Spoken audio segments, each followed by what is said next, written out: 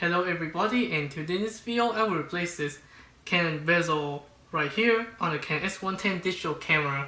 So first you need to turn this on so the lens can fully extend, and then let's remove the battery so it doesn't accidentally shut off after 1 minute or so.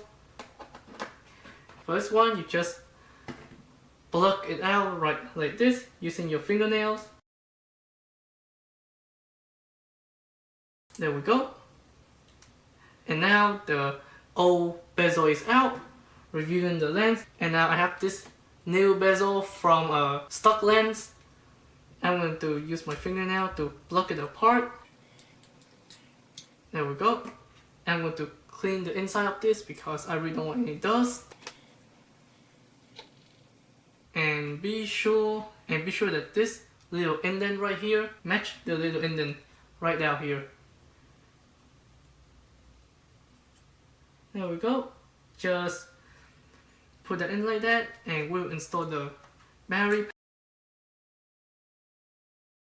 Shut off the camera and push it in just a little bit. Don't push it too strong though. And there we go. Looks just like new. Let me just hold on to the light. There we go. That's it. Thanks for watching.